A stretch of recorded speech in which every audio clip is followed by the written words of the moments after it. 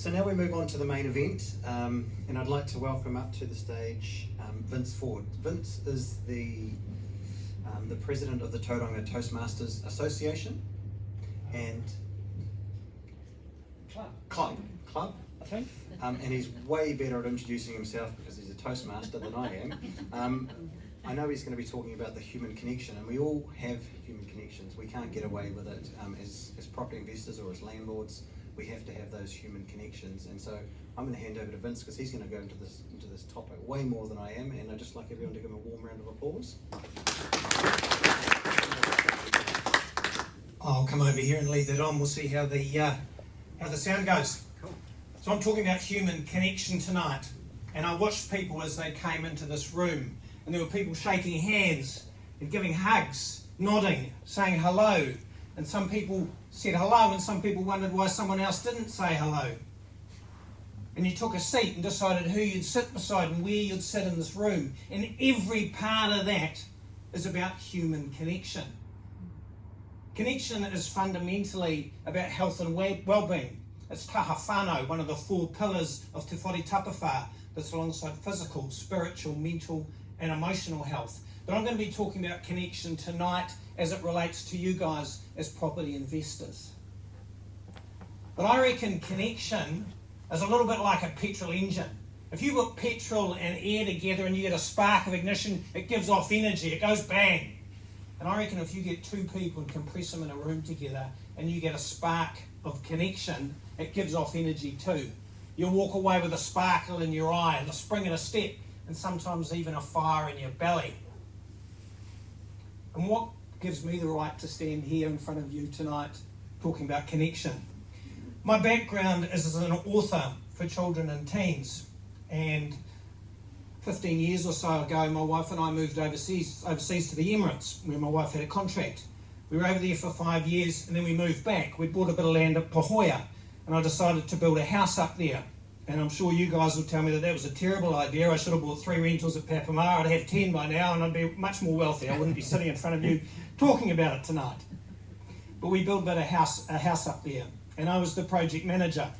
So I was managing all of the builders. I was on site for a couple of years, on the phone all the time, running wires, digging holes and everything else I could to save some money. And I had a great time. I'd have smoko with the boys every day. I'd enjoy lunch with them, and I built up really good relationships. At the end of that time, the builders left, my wife went to work, my daughter went to school, and I was left at home with the dog. And I got back on my computer, and I couldn't bear to sit in the computer in my head trying to write another kid's book, because I developed that taste for social connection. So over the last few years, I've been researching, studying, and thinking about social connection. And I think it's really important. As Gilbert Anoka says, the more connected we are, the harder it is for us to be broken. And I think that was really relevant for the All Blacks at the last Rugby World Cup. We lost the captain within 10 minutes, but they held together and only lost that World Cup final by 1 point because they stayed connected. And we are all social creatures. Professor Matt Lieberman did some work, and he used an MRI scanner and looked at the brain networks we use when we're thinking socially, when we're thinking about ourselves and other people and the connection between the two. And we use a different network when we're thinking socially, when we're thinking about loan-to-value ratios and capital investment and tenants. We use a different network altogether. And he found that our default is the social network. If we've got 2 seconds between accounting problems, our brain will default immediately back to the social network, thinking about ourselves, others, and the relationship between the two. And if that only happened 20% of the time, by the time we're 10 years old, we would have spent 10,000 hours thinking socially. And think how much more socially capable you are than a 10-year-old child is. Now, Matt Lieberman did some other research too, and we're going to recreate it here today on the stage. And I need 2 volunteers to help me out with that. I need 2 people. It's a very simple social experiment, but I just need 2 people to put their hands up, come up. Yep, one over here. I need 1 more person. You might get a chocolate fish if you do it well. Yeah, I'll do it for chocolate fish. Chocolate fish. Absolutely. So if you come here, one here and one just over here, come. So we're just passing a ball around, and he basically had patients do this in a waiting room. So it's just a game of pass and catch. Pass and catch is quite heavy. Okay? Pass and catch. But do you know the game donkey? Where if you drop the ball, you're a D. And if you drop it again, you're an O. We're going to play donkey, but we're going to call it Z, which is a Dalmatian word for donkey. My father-in-law was Dalmatian, and he said it's the only word in the Dalmatian language that has two meanings. It means donkey, and it means son-in-law. And they've both got about as much value in Dalmatia. Cool. How are you feeling? So never trust a social scientist. This is about social rejection and making someone feel social rejection. I apologise for that. But I was ready. You were ready. So Matt Lieberman took a brain scan, an fMRI of someone facing social rejection. Now, in the room right next door, there was another scientist looking at a pain experiment. Oh, brilliant. So they had some brain scans of some people that were suffering physical pain. So if you wouldn't mind just sticking your finger in there, it's for the good of science, it's for everyone. No, I'm just kidding, you don't have to do that. But basically, when he was looking at his brain scans, there was a computer next door looking at brain scans of people in pain, physical pain, and he couldn't tell the difference between the two. Social pain uses exactly the same networks as physical pain. It hurts. So I've got 2 chocolate fish to thank you, good ladies, for your help. Oh, thanks for real. Congratulations, you get a chocolate fish, thank you. So social pain hurts. Rejection hurts. Heartbreak hurts. Now if you're suffering heartbreak, you might want to go have a bottle of wine, a box of tissues, and sit at home watching The Notebook. But I've got a far better idea, because the good thing that came out of that research is that there is a cure for social pain. And it's the same cure for physical pain. Take a Panadol. It was shown through research to work for social pain. So if you're suffering social pain, maybe leave the bottle of wine aside, you might not even need the tissues. Take a couple of Panadol instead.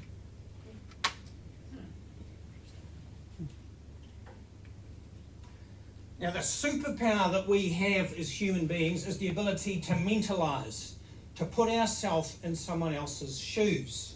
Now, if I left my remote here and I wandered off and Phil was tidying up and moved it, I turned around, where do I think the remote's going to be? Yeah, the last place I left it.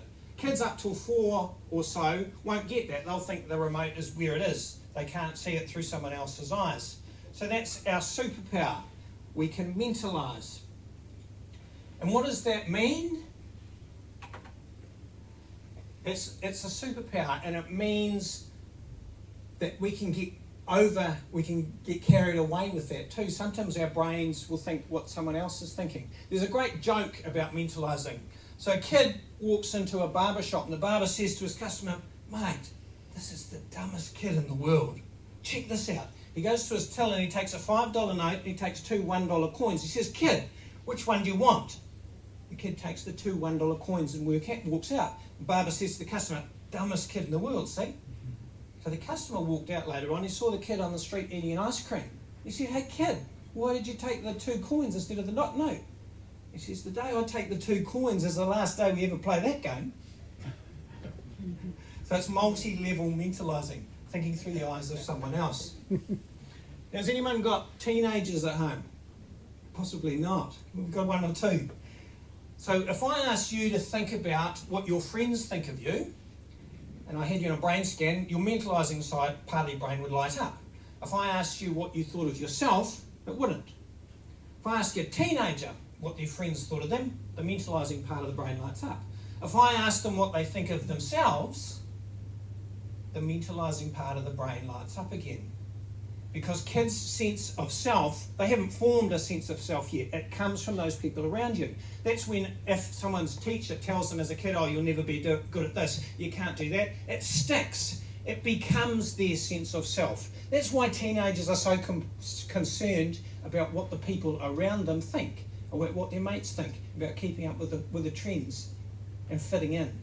because it's the mentalising part of the brain. It affects their sense of self. Now, the reason that connection is so important is that we grew up, our ancestors were on the savannas and out in Africa, and it takes a village to raise a child. It takes a village to build a shelter. It takes a village to get food. And if you find yourself out hunting and gathering and you're isolated from your people, you're in danger from predators, from big game. So your body goes into fight or flight. All the blood goes to your major organs. Epinephrine comes into your central nervous system to help you fight infection. You get a dose of cortisol, so you're hyper alert. And if you remain disconnected and you stay in that state, your body starts to beat up on itself. It's remaining in a stress state for a long period of time. And that affects us. It causes heart disease, stroke, type 2 diabetes, dementia, Alzheimer's. Juliet Holt-Lunstad did some work, and she looked at the effect of various things on the risk of premature death. Physical inactivity had around a 20% impact on premature death. Drinking 6 drinks a day had but under 50% increase. Smoking 15 cigarettes a day was slightly higher than that. And the effect of social isolation was closer to 60%. It really matters. The single greatest thing you can do for your health and well-being is remain connected, to have strong relations with your family, with your friends, and with your workmates. It's the single most thing. And you don't hear that because no one's selling it. Maybe the coffee shops. The pubs aren't doing so well anymore because of that drinking statistic. Is there anyone here that's physically inactive, drinking 6 drinks a day, smoking 15 cigarettes, and is antisocial? Because they probably didn't make it tonight. Or it's pointless investing in property because they're never going to make it back.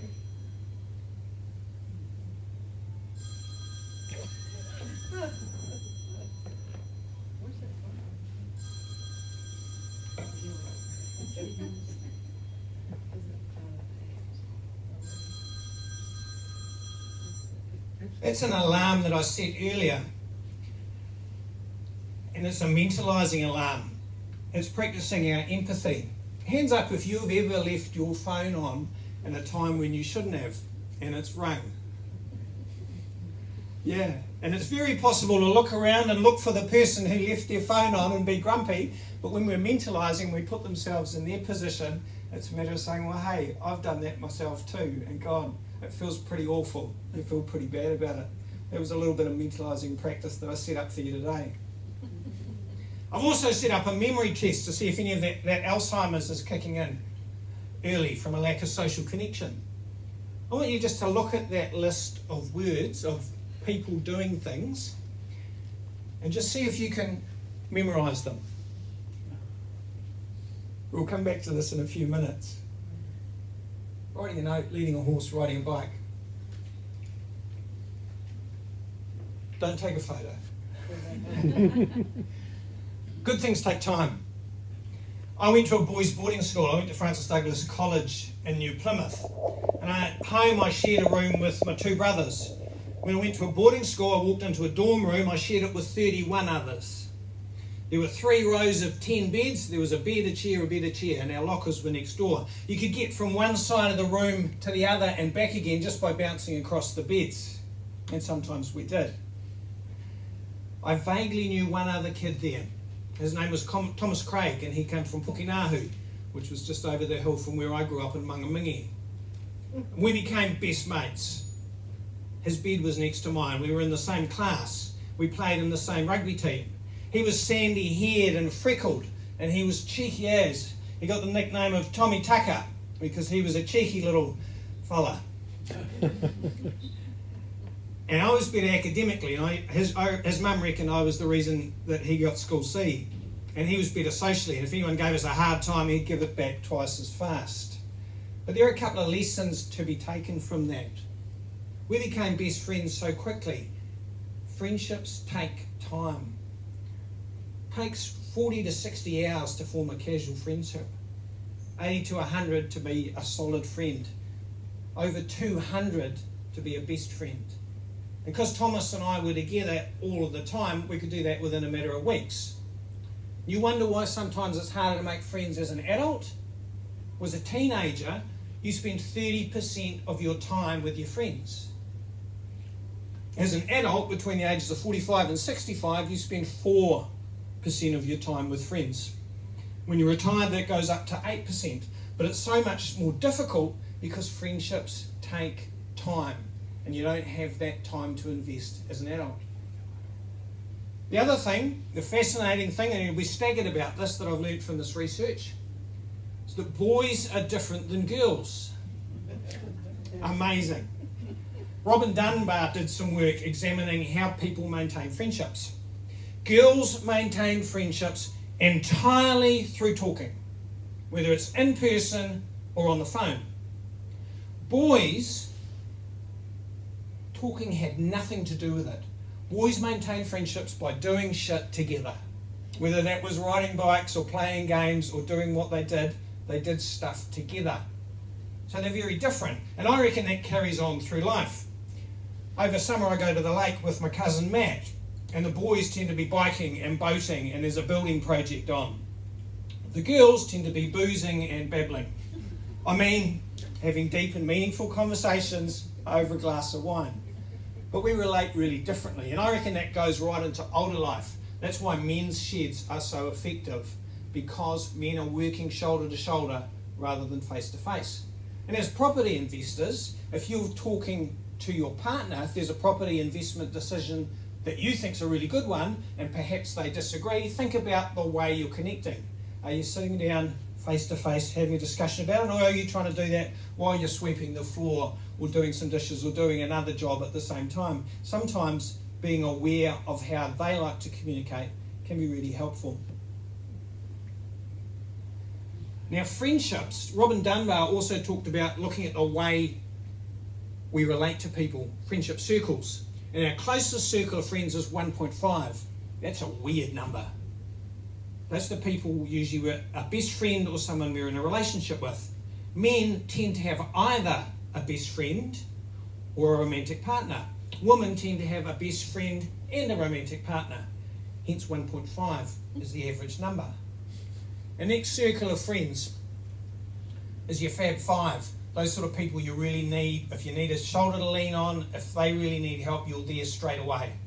And these numbers don't have to be exact, but it's giving an idea of that circle of friends. The next one, your first 15. Those are the people you might go out to dinner with, or you might have around to your house for dinner. Close, but not quite as close as your first ones. Your fun 50. The sort of people who might be coming around to a barbecue or a party at your place. And finally, your funeral 150. The 150 also people that might turn up to your funeral or your wedding, if you're a little bit younger.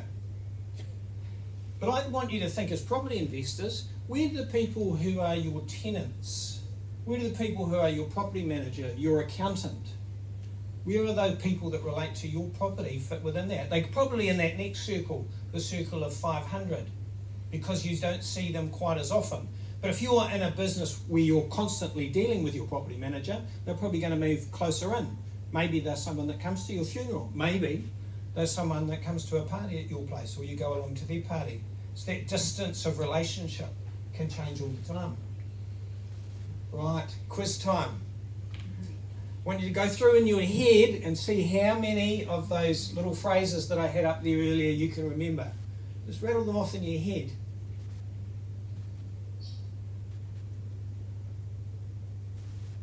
Got them? We'll see how many you got. Riding a note, leading a horse, riding a bike, singing happy birthday, playing a guitar. How many people got 2? Hands up if you got 2 of those.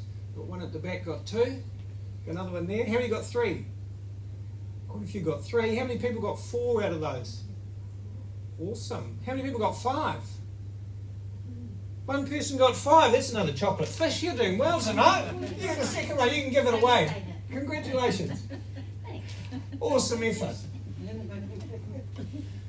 It's really interesting. If I had asked you before, rather than just trying to remember those, if I had asked you to think about the attributes of those people, think about the attributes of the person riding a bike or the person leading a horse. Research has found that you would have remembered them better. And if you'd have taken that one step further and you'd thought that maybe Albert Einstein was riding that note, Kevin Costner was leading his horse, maybe Lance Armstrong was riding a bike, Marilyn Monroe was singing Happy Birthday, Mr. President. Okay, Elvis Presley was playing the guitar. You would remember those far better because they're memorable. It's called the social encoding advantage. If you think about people and what they're like, it's far more memorable than just trying to remember facts. It actually uses that mentalizing part of the brain that I talked about earlier.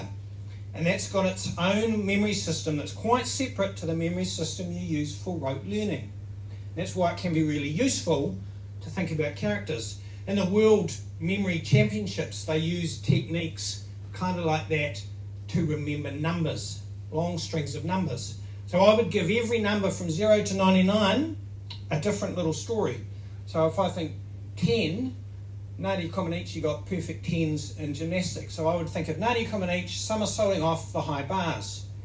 If I would think of Jonah Lomu was number 11, I would think of Joan Lomu running over an English rugby player. If I was thinking of 99, as you know, Agent 99 off Maxwell off Get Smart.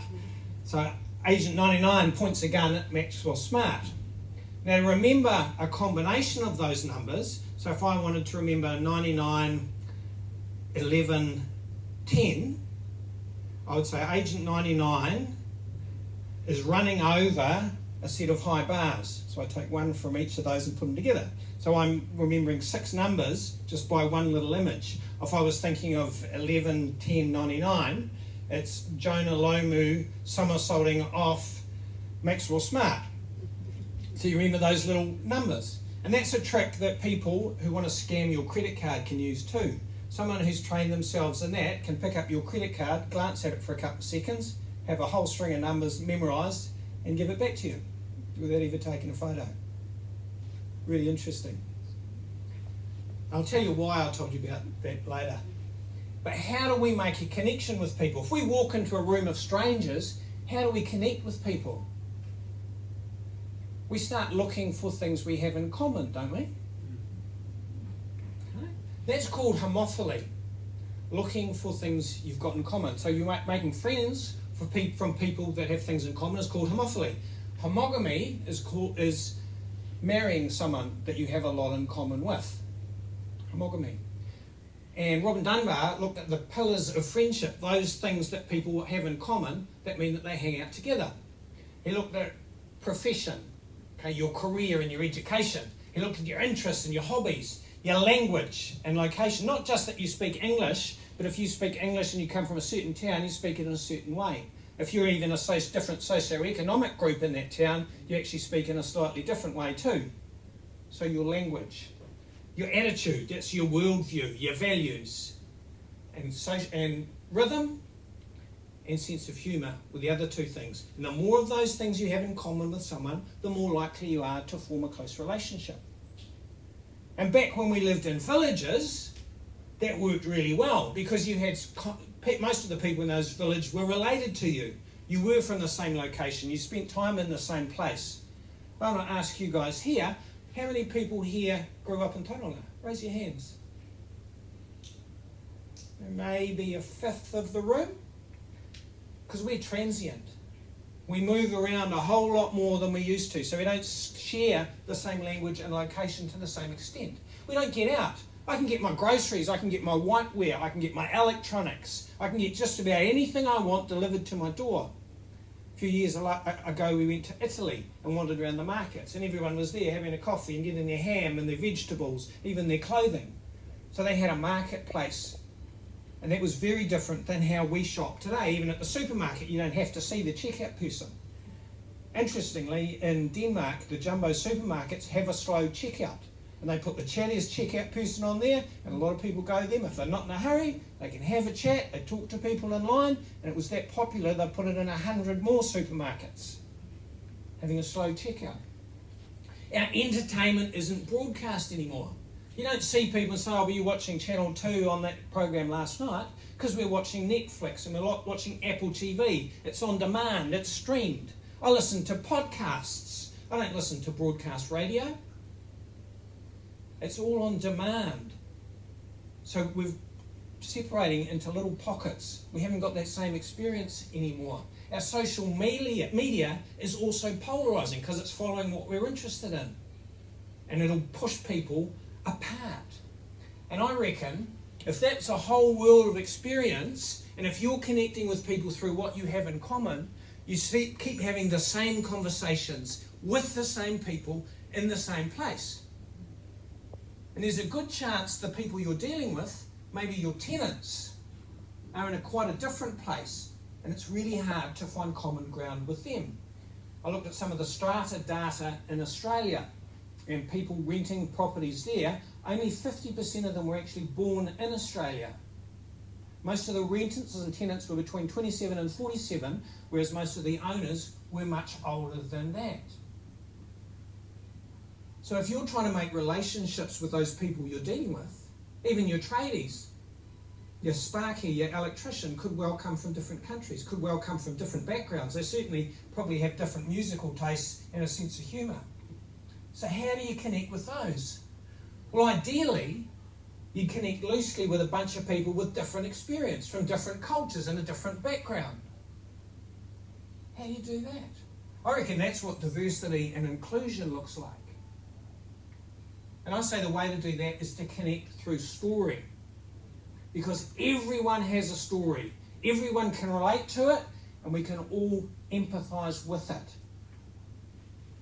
Because our humanity connects to empathy. And that's a chemical process. There's oxytocin involved. There's dopamine and serotonin. That's what gives us the joy. That's what gives us a good feeling when we're listening to stories, when we're talking to people directly. That's what makes us feel empathy. And memory. And I talked about the social encoding advantage. When you think about people and what they're like, you remember them. And when we connect through story, the other side of the equation is authentically listening to people. When was the last time you sat with someone and they sat and listened to you solidly and with empathy for 1 minute? 1 minute's not a long time, but if you've had that experience, that can last for weeks, months, or even years, and you remember it. Authentic listening. There's a good friend of ours called Mike Maguire. He's in his 80s, and he's riddled with cancer, and he comes along to parties that we have. And he talks to people, and he says, how do you know Vincent Ondi? What's your story? And he sits there and he listens to them. And the next day, friends will come up and say, hey, what a cool guy that Mike is. Really enjoyed him. And he'll turn around and say, what an interesting bunch of your friends that you've got. Because he's genuinely interested and wanted to hear their story and what they're about. I reckon the greatest question you can ask is, what has led you to be in this room today? Owen Eastwood wrote a book about belonging. He got the 3 heads of NATO in a room together. Usually they're in a room together, they were 16 other people each. It took them 3 months, but he arranged them to sit around a table by themselves, and that was the question that he asked them. What has led you to be here today? And they talked, and they laughed, and they cried, and they went right through lunch just chatting, and he left the room and left them to it. And I feel an awful lot safer that the heads of NATO actually know each other well enough to know where they're coming from and have a perspective of where the other person is. Now I'm going to take a couple of minutes now, and I want you to find someone in the room that you haven't really talked to before. I'm going to give you 4 minutes, 2 minutes each. Go and ask that question. What's your story? What's led you to be in this room as a property investor today? So I've been talking about connection, but as property investors, what are the connections that really matter for you? And if you're connecting with a spouse, or if you're investing with a spouse, it's really important that you're aware of where they're at and what's going on with them, and that you've got a really solid connection going forward. But with your property manager, you don't just want to get a monthly report. You want to find out and you want to get a phone call if there's something that you can address earlier. You don't want to get that report and say there's this thing that you didn't know about. You want to find out what's going on. With your tenant, if you've got a relationship with them, if you've sat down and listened to them, there's a far better chance that they're going to let you know that they're going to be moving out in 8 weeks rather than, what's the minimum now? Is it 6 weeks? 3 weeks? Yeah, not a very long time at all. But if you've got a relationship, chances are they're going to tell you. And if there's some issues, they're going to let you know sooner. If you've got a relationship with your plumber or your electrician, and there's an issue first thing in the morning with the pipes, or a toilet that needs sorting out, you're going to want a relationship where you can ring them up and say, hi, listen mate, I've got this problem, and they're going to be the first ones to send someone around. We've got a mate that's got a farm out the back of Gisborne, and he really looked after his fences. They'd come around for a beer, he'd always stop and listen to them and see what they were up to. Nice young guys. As soon as they had those floods that swept through Gisborne, as soon as the road was open, those guys were up there at his ute saying, what do you need done? We're going to be on there straight away. You pay us when you can sort it out. But he was the very first person that they went to because they had a relationship. And it's kind of an old-fashioned thing. It's you deal with people you've got relationships with. You talk to them, you know about the family. In the past, you used to go out to dinner and you formed business relationships over dinners. Nowadays, that's changed, but it's still taking the time to get to know someone a little bit. You can look after them, and they're going to look after you. And your accountant as well. You want them to be looking ahead and letting you know that there's an opportunity or there's an issue. With your property manager, maybe there's a tax change coming up, or maybe there's a change in some of the regulations. If you're the first person to know about that, you can do something about it. And again, real estate agents, if you're looking for property, if you've sat down and had a good discussion with a real estate agent and they know what you're looking for and you've spread the word, then chances are you're going to get to that deal well before someone else is. Relationships are really important in everything you do, but as a property investor, they can make a big difference to your business, to what you're doing. The other thing that those relationships affect is culture, because when we connect with a bunch of people in an organisation, that forms the culture of that organisation. And this property investors organisation is an entity, and it's got a culture of its own. And from what I've seen, it's a really welcoming culture. Last year, as part of the Toastmasters, when Tony Christensen was speaking, there were some spare tickets. And Rebecca Mason was on the committee, and she invited us along as Toastmasters to come along without charge because there were spare seats available. And that was really welcoming and a really friendly way to bring people into property investors. When I suggested, when there was a possibility of speaking, I met with Phil and with Garth, and we sat down and had a coffee and talked about it. When I was setting up my AV equipment here, Phil came along, and he actually, there was a sheet of paper that says how to set it up in this venue. And Phil's the one, the property investors is the one that gave it to the venue because they had issues before. That's the kind of organisation that you guys belong to. It's welcoming and it's friendly and it's got its own culture. And I say that starts with the intention.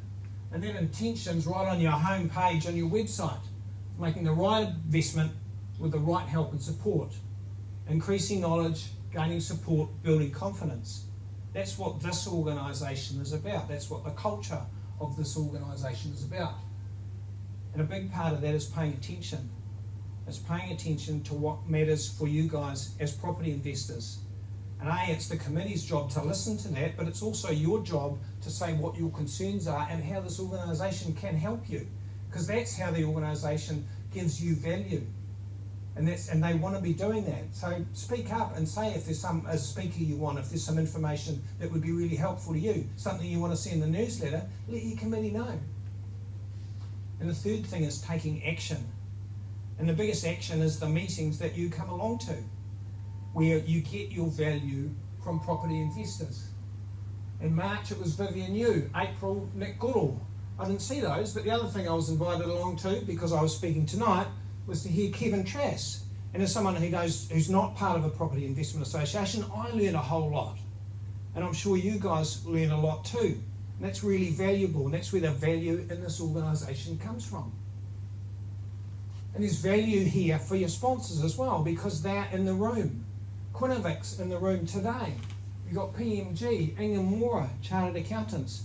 They've helping finance property investors because of the relationships that are there. And you've got the opportunity to sit down and talk to them in the room. And why wouldn't you make the most of that opportunity? That's where those relationships start and where you can get advice and help from. And of course, there's your Bunnings card. I know if you're doing a decent job, you make your property investor's fee back straight away, just about on the discount you get with your Bunnings card, as well as those other sponsors. So I think it's a really useful investment to make. And what's your culture? Many years ago, I wrote a kids series set in the Ice Age in the States. It's a teen series. So I spent 2 years researching and writing about the Ice Age and about primitive man that lived way back then. And I think about culture going right back then. How do they show their culture?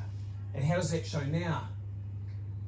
And I use the word scrap metal because it's the style. I call it the dress code, but it's the professionalism. It's the room that you're walking into. How do those people treat you and deal with you? It's the conversations that you have there, but also the stories that they're telling. It's the rituals. Your ABM follows a ritual. It follows a format. It's the way we do things here. It's going through adversity, and there's always tough times in the property cycle. But when there are people that go through them with you and support you through that, that's the culture that really helps you. And it's being a little bit playful as well. Music, song, dance. Unfortunately, my music wasn't working on my PowerPoint today, but often that's important too. And eating, feasting. You had your barbecue at the start of the year. I know when I went to Tony Christensen and when I went along last week, there was food, and that's welcoming people in, and eating together makes you stick together. And it's touching, it's shaking hands, it's hugging, it's giving high fives, it's knowing that people in your room care about you. And it's art, and this is one of the few ABMs I actually heard a little bit of laughter at our ABM today. So culture, the leaders in this room and the property investors have a culture. And when they know who they are, when they've got a vision for what you can be, when they start to tell that story, that culture comes to life. And I think that's a really important thing, because through stories we connect as people, and through stories we take our values and vision and we turn that into reality. Thank you for having me speak tonight.